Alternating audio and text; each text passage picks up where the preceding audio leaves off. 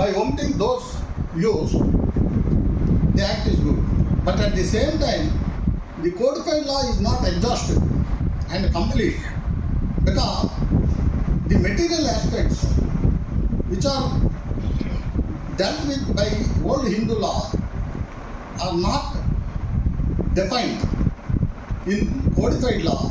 For that matter, there is no reference about those material aspects which are considered as vital and fulcrum of Hindu Succession Act. What are those basic tenets? Mitakshara, do you know what do you mean by Mitakshara? What do you mean by Dayabhara? Proportionary, ancestral property, joint family property, proportionary property. What do you mean? For that matter, what do you mean by succession, inheritance, and also partition? What is the significance attached to these words while we are drafting claims or written statements? How to deal with these material basic tenets? That is very, very important.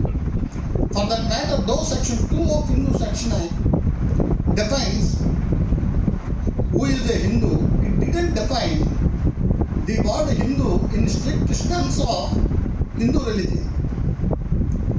India is not an exclusive term for Hindus, wherein one is Hindu, the other is Muslim and Christian and Parsi. But certainly, it is the abode of Hindus. The word Hindu is a plastic and elastic word. For the first time in 1966, the Apex Court was confronted with the necessity of defining the word Hindu. Because in Shastri Yajnapurushadji versus Mohandas Bhrugudas, reported in 1966, Supreme Court, page 1119, one organization known as Swami Narayana Sect filed a suit in the civil court under representative capacity to declare that Swami Narayana Sect, popularly known as Satsang, is not a Hindu, and the temple maintained by it is not a Hindu temple, because they do not worship any god. And as per the Bombay Harijan Entry Act 1947, later amended 1948, and thereafter repealed by Hindu Place of Worship Act 1956,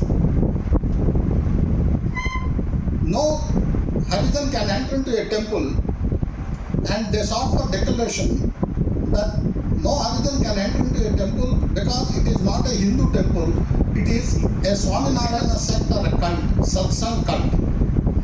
The trial court, municipal court decreed the suit. Then they went for appeal.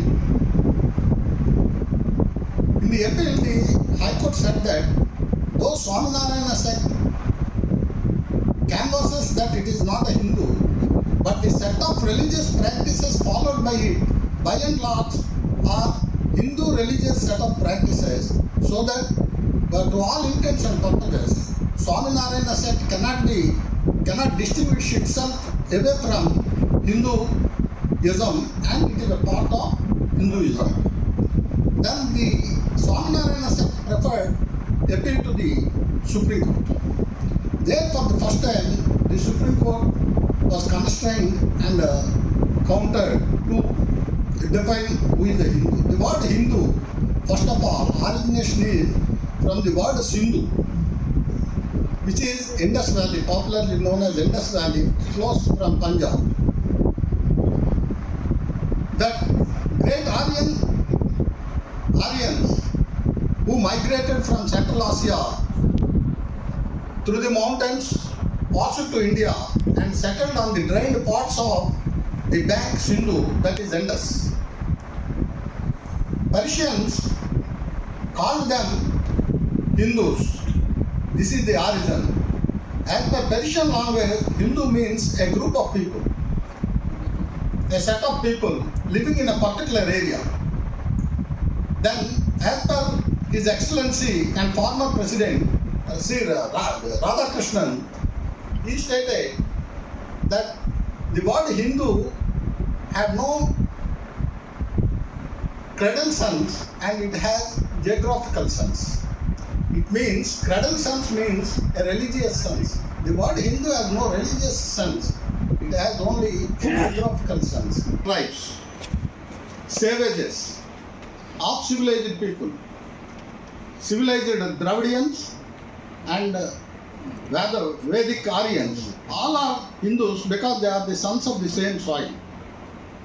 The Supreme Court for the first time said it is difficult to define the word Hindu, though it is not impossible, because Hindu religion doesn't claim any prophet.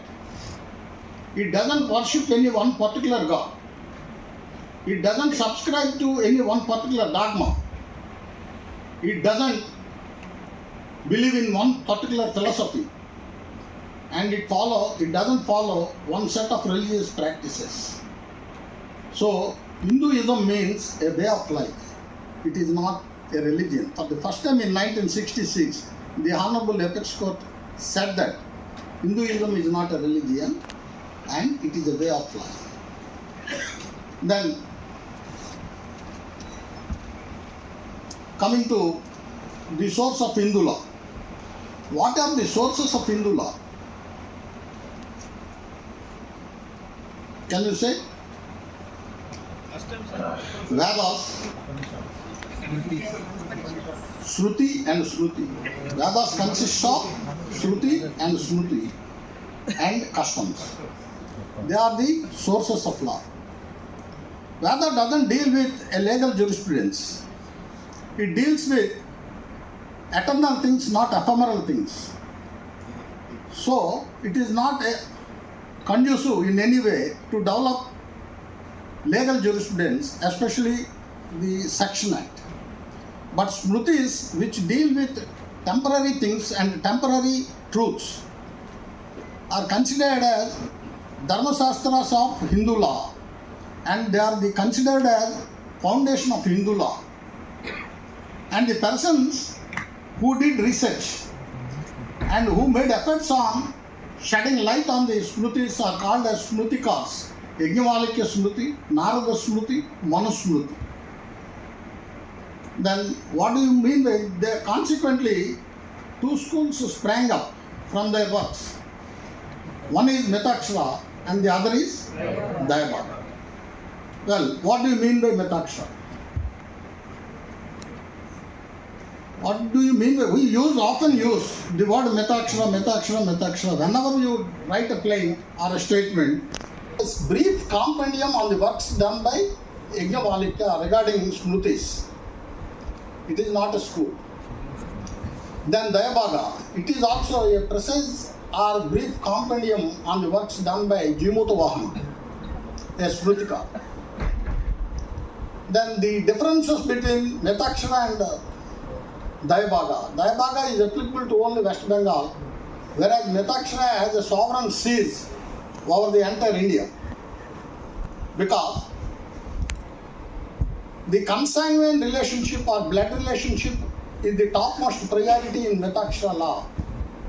Whereas in Dayabhaga, it is only spiritual efficacy that is the topmost important thing.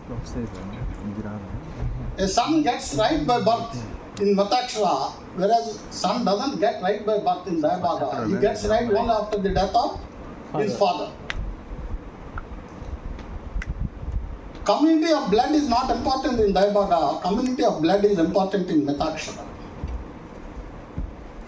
These are the differences.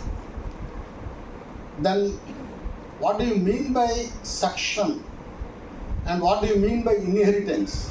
What do you mean by partition? Because these three words we use frequently whenever we draft the plain or written statement. Can I request anybody to distinguish the succession, inheritance and partition? From day and night we use these words. Unless we have some comprehensive idea I already said that words come from the mint of legislature. They carry different denominations. They do not carry denominations alike. So, by and large, the suction and inheritance seems to be one, but for a lawyer it is different, because suction is a method or a process suggested by law to determine the shares of the legal heirs of a deceased person, the rights, liabilities, assets and properties of a deceased person, how they devolve upon his legal heirs. This mechanism is known as suction. So, by adopting that process, because suction details Section 8, Section 6, Section 10, how the legal heirs can be are entitled for the estate of a deceased person, and by following that process or mechanism, the distribution will be done among the legal heirs after the death of the deceased person.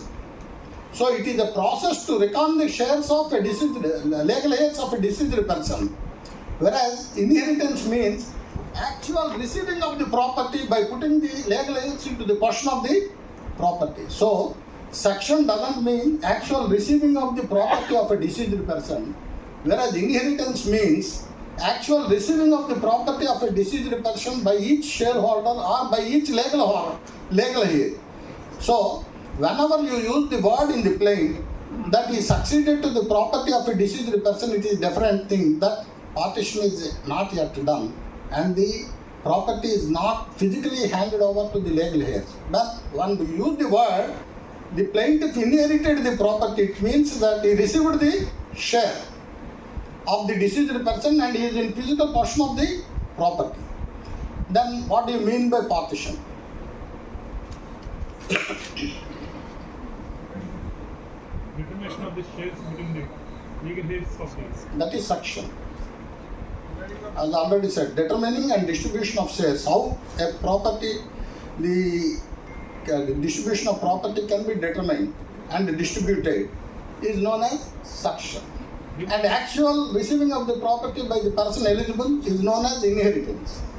And then what is meant by partition? Demarcation, actual demarcation of the deeds and bonds for the property.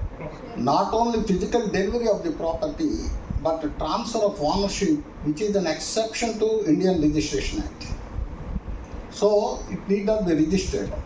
As per TP Act, Transfer of Property Act, if a property devolves or transferred from one person to other person, living person, center by was, it is compulsorily registrable if the worth is more than 100 rupees. But in case of a deceased person, his property and the ownership in the property is transferred to another person, it need not be registered. It may be done by oral partition. So actual division of property along with the title is known as partition. So this is the subtle difference among the three words: suction, partition and inheritance. Then what do you mean by co-portionary? What do you mean by joint family property? And what do you mean by ancestral property? Any clue? Can I get any clue?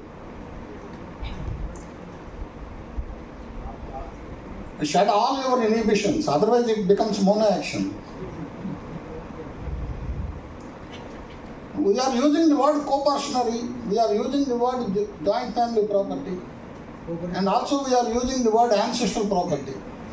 Bundle of rights. Bundle of rights. Co-portionary means? Bundle of rights. Bundle of rights. Then ancestral property? Yes. We are the person. But when both are similar, why we use two different words? Is it a fancy? See, co-portionary means every person is entitled and got right by birth. And this right by birth is limited to 3 generations plus prepositus last holder, completely 4 generations. So all lineal descendants, male persons of 3 generations followed by the last holder are known as copartner. Copartnary means that every person by birth up to great grandson has got right in a joint family property. So then, who is a last holder or a prepositus? What is the difference between last holder and prepositus? Suppose I get a share from my father during my lifetime and I divided, having sons and daughters. Then I became the last holder of the property, joint family property, to my family. For my sons, for me it is copartnary property. For my sons, it is ancestral property. For my grandson, it is ancestral property. For my great grandson, it is ancestral. But for me, it is a copartnary property as the last holder, who is known as prepositus. Then ancestral property means my 3 generations, my son, my grandson and my great grandson, my property, ancestral property, my copartnary property becomes ancestral property to them, but not for me. It is a copartnary property. So there is a very thin line of difference, and ancestral property is a species of copartnary property. It is only a species of copartnary. Then joint family property. What do you mean by joint family property?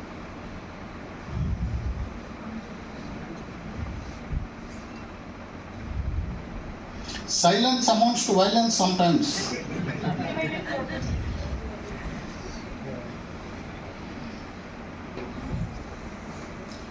Joint family property as per Hindu law, world Hindu law, which is uncodified. A lineal descendants from a common ancestor along with their wives and unmarried daughters. Joint family consists of lineal descendants from a common ancestor along with their wives and unmarried daughters. So my brother, my father, my junior paternal uncle, my son and my brother's son, they form part of joint family. Also their wives also form part of joint family, and unmarried daughters of my brother, me and my son. My son's unmarried daughters also form part of joint family. Then, is there any meaning now after the adventing of Act 39 of 2005? When a female has been elevated to the status of a copartner, parity of rights, the main object is to bring the parity of rights and to make the society egalitarian society. Whereunder the Union of India has hit the last nail on the coffin to call it as a civilized society by elevating the female person to the status of a male. But the buzzword in the entire world is different, including the developing nations. The female nowadays are not bothering about equal rights. They are bothering about equity. Equity is different from equal rights. Equity means, please let me know something. Otherwise I feel that I am completely dry inside because I am అన్నీ ఉన్న ఒక ఏమి మాట్లాడదు మౌనంగా ఉంటుంది, లేనోడే ఇలా బాగుతుంటాడేమో అనేది ఇది వస్తుంది. నాకు ఆ డౌట్ క్రియేట్ చేయకండి. Equal responsibilities. Equity means treating a person fairly and reasonably as the male person is treated in the society. ఒక మగాడిని సొసైటీ ఎలా ట్రీట్ చేస్తుందో, ఎంత రీజనబుల్గా ఫెయిర్గా ట్రీట్ చేస్తుందో, ఆడామిని కూడా ఈ సొసైటీ అంత రీజనబుల్గా ఫెయిర్గా ట్రీట్ చేయాలనేది buzzword in the entire world, including the developing nations and India also. So we have to reach and walk so many miles to reach the goal to call it as a civilized society. Unless the female person is treated with equity, equality is of no use. Anyhow, I don't want to sidetrack the issue. So the co-portionary, when the female person is elevated to the status of a co-portionary, the definition of co-portionary is changed. Co-portionary means 3 generations of male persons who are linearly descended besides the last male holder, that is propositus, that is 4 generations, that is the definition of co-portionary. Now we have to remove the male 3 generations, persons with 3 generations, maybe male or female, including the last holder, male holder and male TCL, including the last holder. Now prepositus is not confined or restricted to the male person. It equally applies to the male and female person. So we have to redefine the co-portionary first. Whether we redefine the word co-portionary either in the codified law 856 or 2005, without doing that homework, can you say that this amendment has any meaning? Secondly, joint family means lineal descendants, male lineal descendants from a common ancestor, including their wives and unmarried daughter. Now, married or unmarried, the daughter is elevated to the status of a co-portioner. Again, the joint family is to be redefined. So we have to redefine the joint family, we have to redefine the co-portionary, and we have to redefine the ancestral property. Am I right?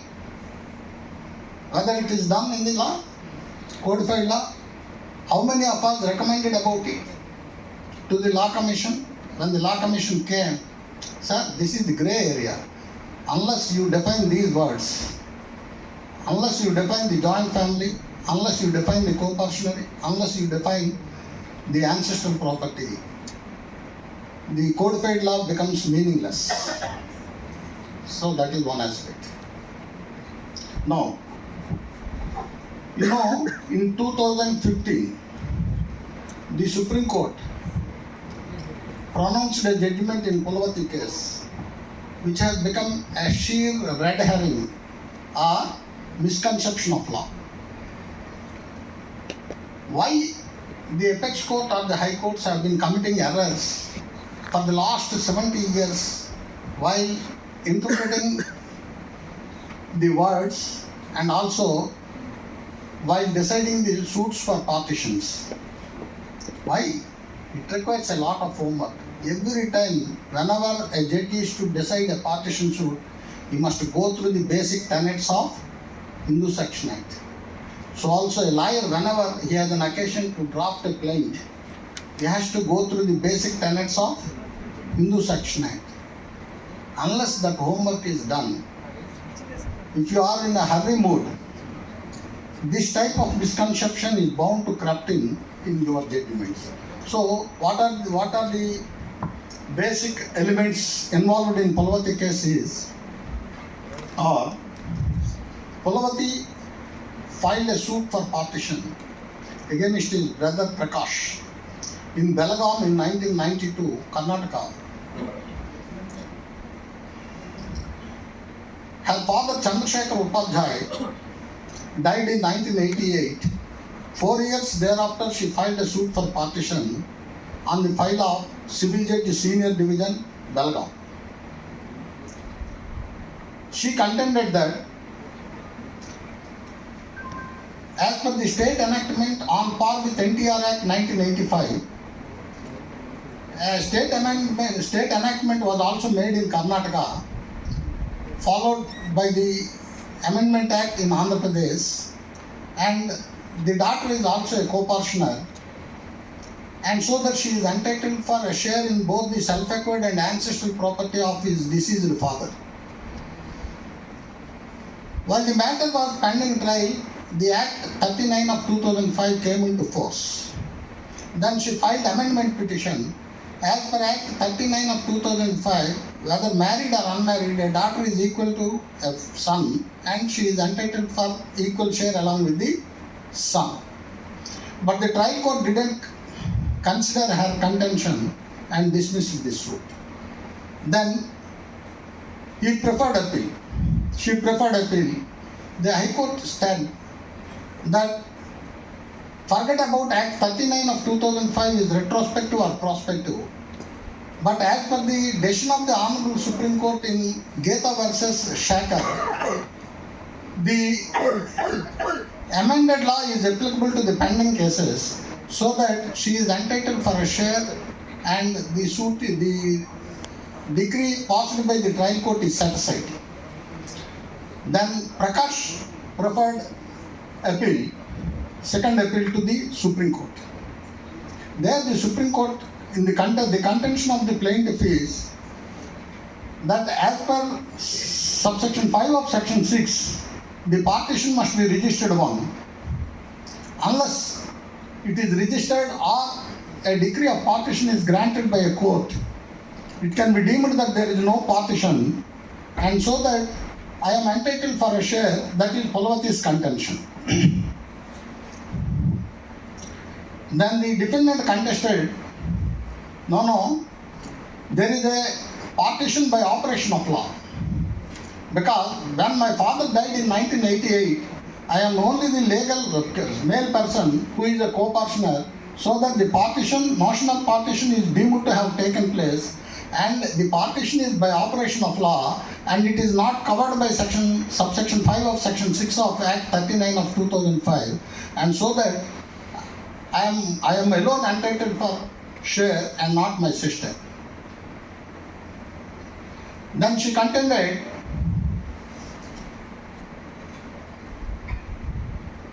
that Act 39 of 2005 is retrospective in effect and not prospective in effect, and so that I got right. The Supreme Court didn't accept the contention of the plaintiff Palavati. It is not retrospective, it is prospective. And second one is, the notional partition is creation of partition by operation of law, so that it doesn't fall within the ken or ambit of section 5, subsection 5 of section 6, and so it can be deemed that a partition is over and she is not entitled for any share. And this judgment was pronounced in 2015. And they didn't consider the same judgment pronounced by the same Supreme Court in Ganduri Koteswaramma case from Andhra Pradesh, which is in 2011. In Ganduri Koteswaramma case, what happened is, Chakri Venkateswara Rao had 2 sons and 1 daughter, Ganduri Koteswaramma. Ganduri Koteswaramma filed a suit for partition. The Chakri Yanadri son filed a suit for partition against the father D1 and daughter Ganduri Koteswaramma, that is the sister, at Cherala. Then the suit was decided in favor of the plaintiff by the trial court, because Ganduri Koteswaramma, being a female and she was born before 1956, she is not entitled for any share in the property and she cannot be termed as a co-partner. Then they went for appeal, and in the appeal also the High Court dismissed the suit. That is, it upheld the judgment passed by the trial court. Then Ganduri Koteswaramma approached the Supreme Court. There it was laid down that this act is retrospective and she is entitled for a partition. That suit was filed in 2001, and in the meanwhile the act came when the preliminary decree was passed by the trial court. Then Ganduri Koteswaramma preferred amendment to the final decree and also sought for amendment to the preliminary decree. The trial court wisely granted the amendment and amended the preliminary decree. The point urged by the son Chakri Yanadri, who is the plaintiff, before the High Court is that as per section 97 of CPC, unless an appeal is preferred against the preliminary decree pointing out the incorrectness in the preliminary decree, no amendment can be sought for at a subsequent stage challenging the incorrectness of a preliminary decree. Then the Supreme Court, basing on that context, the High Court dismissed the decree and upheld the decree passed by the trial court and dismissed the petition filed by Ganduru Koteswarama. Then the Supreme Court said that no, as per section 97, appeal is to be preferred. But when unknown consequences happen, that father or somebody dies after passing of the preliminary decree, and the same thing happened, Chakra Venkateswara, the father died, who is the first defendant, died during the pendency of the suit. And the preliminary decree was amended on petition filed by the son Chakra Yanadri. And so that similar way, it is a consequential amendment and it need not make the incorrect thing as a correct. It is only a consequential amendment, and since the father died and another act came into force, the Ganduru Koteswarama has every right to impress the trial court to allow the amendment to preliminary decree, and there is nothing wrong. What the trial court did is correct by allowing the preliminary decree, and held that the Act 39 of 2005 is retrospective in effect, and unless preliminary decree is finalized, it cannot be said that the suit for partition is completed. And one thing they said in the Ganduru Koteswarama case, and they relied on Sai Reddy case, Sai Reddy versus Narayana case, stated one more thing, which is not even covered by Rakesh Sharma and Vinit Sharma. They stated mere passing of final decree doesn't mean putting an end to the partition suit. Physical possession, delivery of physical possession of the property to the parties, then only you can say that the suit for partition is terminated or completed. So they have gone to that extent. But in Rakesh Sharma and Vinit Sharma, they stated passing of final decree means that the suit for partition is over. We will discuss about. In Danamma case, what happened in 2018? So for 3 years, the lower judiciary was confused whether daughter, that is living daughter of a living co-partner, unless the daughter who seeks for partition is the living daughter of a living co-partner on the date of commencement of the act, that is 9th September of 2005, she is not entitled for a share in the property as a co-partner. That made a confusion many of the judges. But in Danamma case, they came to a correct conclusion.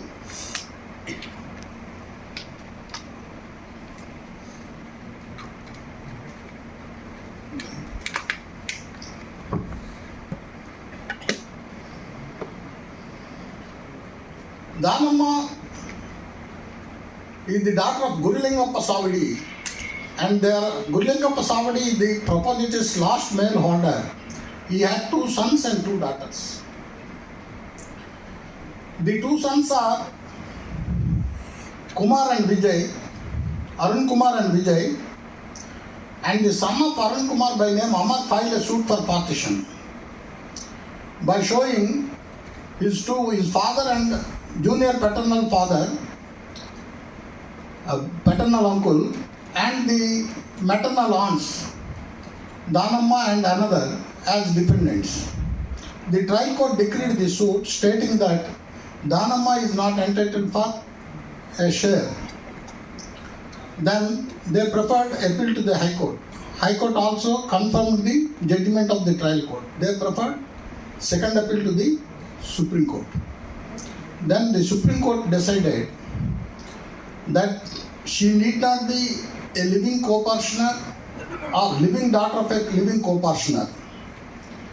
The father need not be alive by 9th September 2005 to seek for partition as a matter of right by a daughter.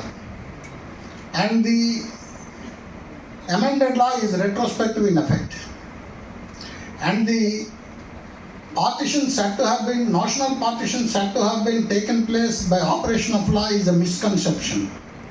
Because explanation 1 to section 6 of Act 1956 clearly says that it is only a putative or imaginary fact which doesn't disturb the joint family, and it is used basing on putative facts or imaginary facts for a limited purpose to calculate the share of a deceased person so as to distribute his share among the legal heirs of a deceased person. That is the law laid down by the Honorable Supreme Court in Danamma case. The thing is, how technology misleads us is another important aspect in the judgment. You go through Danamma case, they reiterated paras 17 to 23 of the judgment pronounced in Pulavati case. And they said that we accord with our learned brothers that she need not be a living daughter of a living co-partner. But in Pulavati case, the judgment is very clear that she must be a living daughter of a living co-partner. But after reiterating paras 17 to 23 of Pulavati judgment in Danamma case, the judges who decided Danamma case said that we accept the finding of the learned judges in Pulavati case. But the judgment is there, they said that it is prospective in operation. There they said that the partition is over by operation of law, which is not covered by subsection 5 of section 6. And there they said that the daughter must be a living person of a living co-partner by 9th September of 2005. But in Danamma case, the findings are quite contrast to the findings of Pulavati case, but they gave a finding by reiterating all the paragraphs mentioned in Pulavati case, and we agree with our learned brothers. Sometimes reiterating the paras from earlier judgment without application of mind would become a red herring or misleading fact.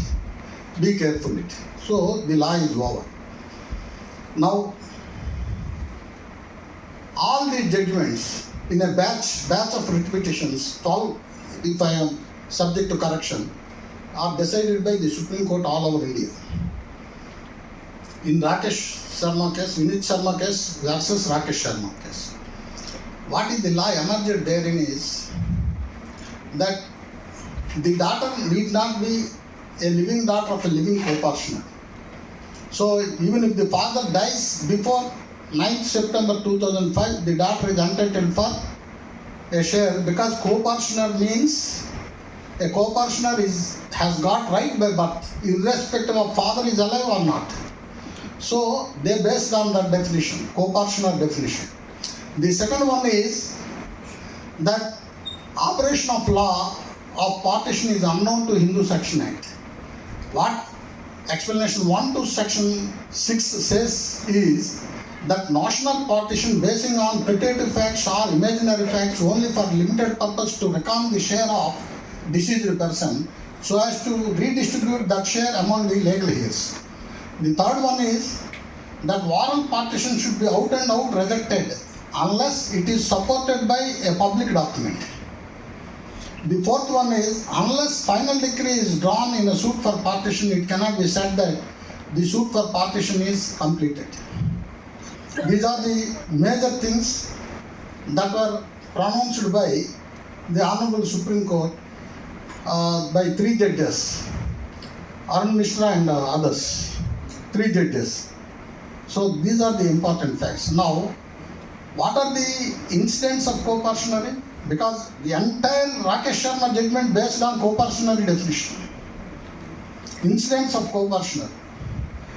You are given questions regarding, repeatedly asked about incidents of co-partnership in junior civil judges examination.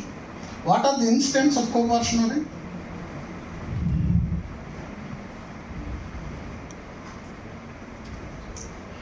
What are the incidents of co-partnership? Co-partnership, first incident is 3 male lineal descendants of 3 generations, besides the propositors, that every co-partner has right by birth and he has the right to seek for partition by birth, and till partition took place, each co-partner has right over inch of every property, And no co-partner can alienate the property without the consent of other co-partners. And the property of a co-partner, deceased co-partner, devolves by survivorship and not by Betakshara as amended in 39 of 2000. Is it not the right time to redefine the incidents of co-partner? Again, we have to redefine all the incidents of co-partner. We are still hanging. And we have to give our thoughtful consideration about these aspects. Forget about it. Next. What is the legal right of a woman regarding her properties? What is the difference between Stridhan property and woman estate? Section 14 makes it very clear. What do you mean by woman estate and what do you mean by Stridhan? Any clue?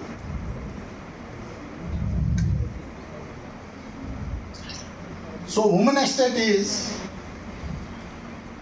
anything which he gets in a partition from his parents. Anything which he gets through a court in a partition suit. This is known as woman estate. Now the word is removed. After 1956 Act, only Stridhan. You cannot use the word woman estate. Whereas Stridhan includes all the gifts given by parents, either before, at or after the marriage. So also by the relatives, by friends, any property purchased by her, any property acquired by her skill, any property by adverse question or prescription, any property under a compromise. These are known as Stridhan property. Then what happened in Tulsamma case? Do you know Tulsamma case?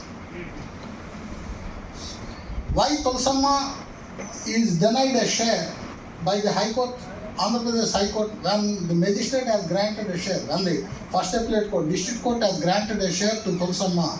Why the High Court denied share and why the Supreme Court upheld that Tulsamma has got a share as a right? So Tulsamma is the wife of the brother of Shasha Reddy. Tulsamma filed a petition for maintenance in a civil court, and that petition was allowed. When the decree is being enforced, Shasha Reddy, her brother-in-law, entered into a compromise with Tulsamma, stating that he has no objection to give the property to her by conferring life interest, and she can enjoy the property during her lifetime, and it should revert back to him after her lifetime. And the compromise was recorded by the trial court and the decree was passed. Thereafter, Tulsamma alienated some of the properties. Then Shasha Reddy filed a suit for declaration that those alienations are null and void and not binding on him, and for cancellation of sale deeds in a civil court. The trial court held that, yes, it is a property given to her under section 14 subsection 2, because it is a decree passed by court. Section 14 subsection 2 covers a decree, device or gift or anything which makes a restriction on her enjoyment.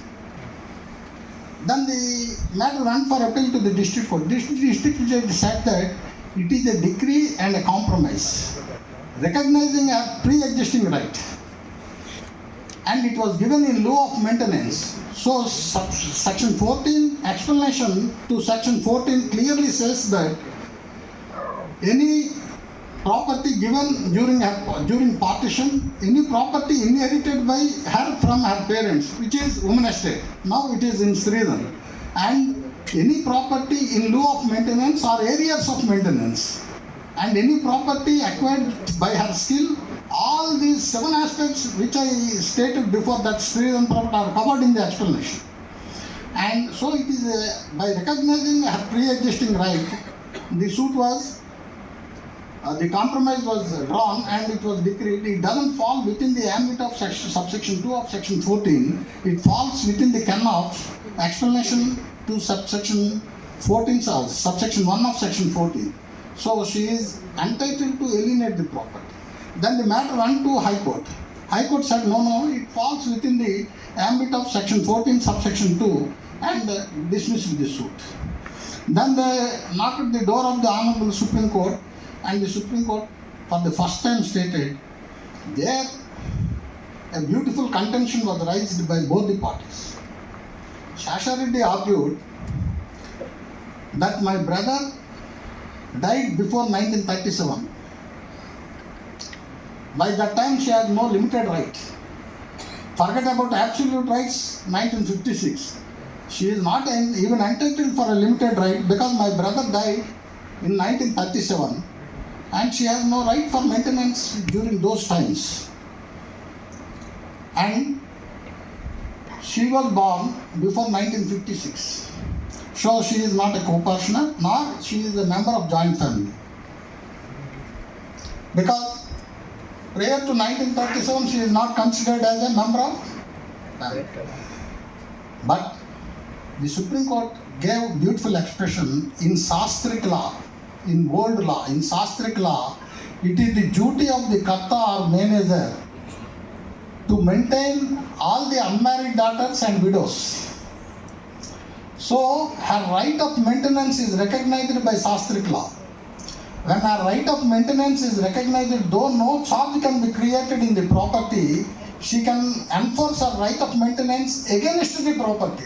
So right in property is different from right against the property. The beautiful interpretation made by the Honorable Apex Court stating that it is a right against the property. Tulasama can ask for a charge and she can enforce her right against the property though she has no right in the property. And for the first time it stated that any property possessed by a woman acquired before or after the commencement of the act becomes her absolute property and not a limited estate. So possessed by instead of possessed of, why the words possessed by are used means it may be a physical portion of the property or a constructive portion of the property. When she has the right of maintenance against the property, though she is not in physical portion of the property, it can be considered that she has some interest in the property, though not right, and then she can enforce that right, and it can be said that she is in possession, the property is possessed by her, and she can enforce it, and it falls within the ken of subsection 1 of section 14 of Hindu Section Act, and she has right. That is the background of Tulsamma case. Then another conundrum is Bharatamata case. I think that Bharatamata case. Whether an illegitimate son has a right in the property of parents and ancestral property. Bharatamata case is that one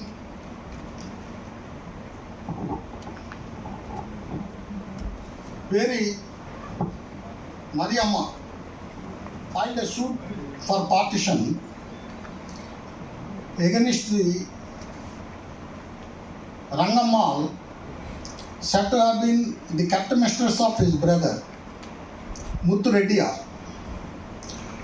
Her contention is that her brother died unmarried and intestate, and she is the only legal heir who is entitled for the share of for the property or the estate of her deceased brother. Whereas Rangammal contested that she had living relationship with Muthu Reddyar, and she begot 2 children to Muthu Reddyar, and that's why the children are entitled for a share in the property. Then when she had a living relationship with a man for a sufficiently long period, it can be considered that there is a marriage and the son born to them is illegitimate son and he is entitled to the share of parents, though not for the share in the ancestral property. That is the finding given by the High Court. Then they approached the Supreme Court. Supreme Court said that and almost made a criticism about the judgment of the High Court and said that as per Khushbu case in 2010, when there is a living relationship in between two unmarried heterogeneous sex, then it can be considered as a marriage. If the living relationship is sufficiently for a long time in the estimate of the public, between a man and woman, provided they are unmarried. Forgetting about the principle laid down by the Supreme Court in Khushbu case, the High Court said that since Rangammal and Muthu Reddyar have living relationship for sufficiently long time, there is a presumption, though it is permissive presumption, not absolute presumption, that their marriage is over and the children born to them are legitimate children. That is false. The Supreme Court held it. So later in 2011, in Ravana Siddhappa case, came for the judgment before Singhvi and another person. They said that the object of section 16, subsections 1 to 3 of Hindu Marriage Act is very radical and with a view not to bastardize the illegitimate children and to confer legitimacy on the illegitimate children, because the law favors the legitimacy and frowns upon the illegitimacy. So they stated that we doubt the case law or judgment in Bhartamata case and we didn't agree with it, because the illegitimate children have every right even to claim the ancestral property of parents, because the property of parents is most unqualified. It didn't say that it must be the self-acquired property. It may be either self-acquired property of parents or it may be the ancestral property of parents, so that we defer. And they asked the registry to place it before the 3-judge bench. Then recently in 2003, it was made clear. Now my doubt is, suppose if an unmarried person has a living relationship with a married person and the children born to them, what happens? How they can be termed? And for that, for clarification, I will give another judgment of our division bench by Justice Setaram Swami and Uma Devi. Nagapatla Venkatachalam versus Nagapatla Saroja and others, 2019, Part 6 of ALT Division Bench by AP High Court. In this case, the writ petitioner claimed for compassionate appointment on the ground that his father died in harness while in service.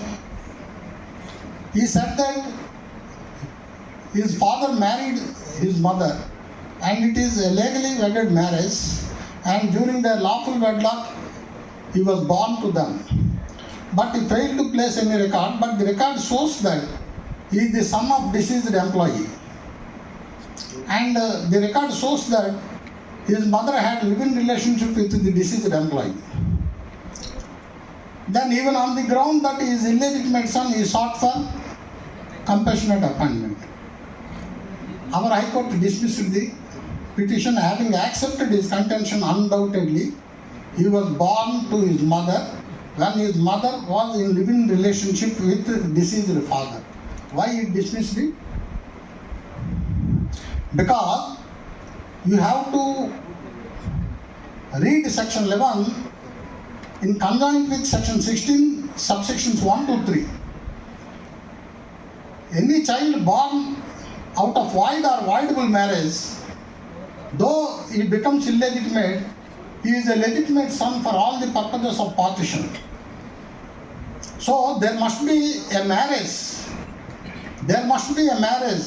Though first wife is there and their marriage is subsisting, to claim a share as an illegitimate son, he must prove that his mother was legally wedded to the father, in spite of the fact that the first marriage is subsisting, and for that limited purpose the marriage is void, null and void as far as section 11 is concerned. And that's why in Ravana Siddhappa case they argued, and the judges cleverly made a point that section 11 should be delinked with section 16 subsection 1. You cannot read section 11 and 16 in conjoint. They must be read in isolation, or otherwise the very idea of the legislature to bring a radical change and to confer the legitimacy on the children born out of illicit relationships is not fulfilled. But still there is a lacuna. Because in Khushbu case, they said that the Supreme Court says that unless both the parents are unmarried who are in living relationship, it cannot be said that the child born to them is a illegitimate or legitimate child. Then what happens if one of the spouses is married and had living relationship with the spouse who is unmarried and the children born to them? You cannot draw a presumption of marriage. When you can't draw a presumption of marriage, as per this division bench of Andhra Pradesh High Court, you cannot recognize them either legitimate or illegitimate children. Then what about the fate of this child? It is still staring to the legislature and the apex court for a right answer. Because in Kottakondalu Editalli Krishnan versus another versus Vaisan, Kottatalli Editalli Vaisan on Vasudev case also 13/6/2022 law, report and case law, the Supreme Court again reiterated that they must be unmarried persons. When they claim that they are in living relationship and they begot children, they reiterated it. Then what happens, and I don't want to create a controversy here, what happens if one married person is in living relationship with an unmarried person and begot a child? How can we confer legitimacy on the child? So it is another staring question to be decided. And this is one aspect. Now, what happens if there is inter-religious marriage? Whether the Hindu marriage, when a Hindu marries a spouse belonging to another religion, a Christian or a Mohammedan, whether he can continue as a member of Hindu joint family? Please enlighten me. Suppose I am a Hindu, I married a Christian, can I be continued as a member of Hindu joint family? Yes. Under what section?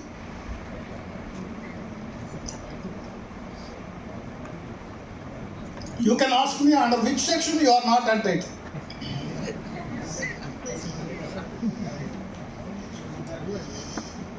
Take section 5 of Hindu Marriage Act, Hindu Section Act.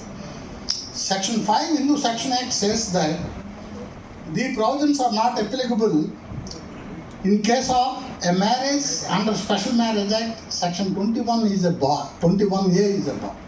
This case came for a discussion before the High Court, Delhi, when Maneka Gandhi filed a petition to transfer shares in favor of her minor child Varun Gandhi against Indira Gandhi and Rajiv Gandhi. Indira Gandhi filed a petition that she has no objection, filed a counter that she has no objection to transfer the shares in favor of her grandson Varun Gandhi. But the lawyer, out of enthusiasm, argued before the court that Sanjay Gandhi is a Parsi and he is a son born to a Parsi. He is not a Hindu. So, he married, Maneka Gandhi married a non-Hindu. So, Maneka Gandhi ceases to be a member of Hindu joint family. How she can claim on behalf of her son a share in the property? Then the apex court said, without pleadings we cannot argue. But question of law can be argued at any time. That is one contention. Second contention is, Sanjay Gandhi married Maneka Gandhi in 1972, whereas Section 21A of Hindu Marriage Act came into force, Special Marriage Act came into force in 1974. So by that time, there is no bar of inter-religion marriages which debars you from as a member of Hindu family. But now, if you marry, being a Hindu, if you marry a person of another religion, you see this to be a Hindu under section 21A, not Hindu, as a member of joint family under section 21A of Special Marriage Act, that was postulated or envisaged in section 5 of Hindu Section Act. So you must read all these things in a comprehensive way to understand and to draft the plain, and the judge must read or have a comprehensive idea to pronounce a good judgment about these aspects. Unless he is thorough, it is not possible. So thank you very much for giving this opportunity.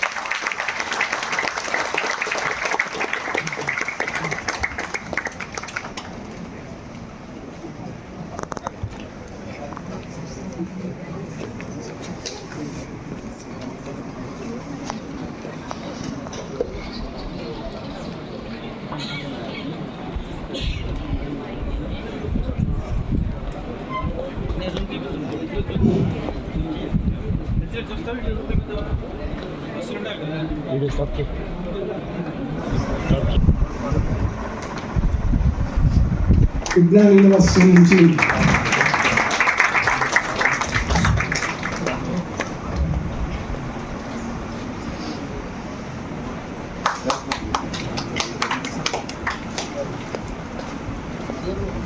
ఇది నీ అమ్మ గుర్తుంది కానీ ఊర్రా నువ్వు ఇటు వచ్చావు అయినా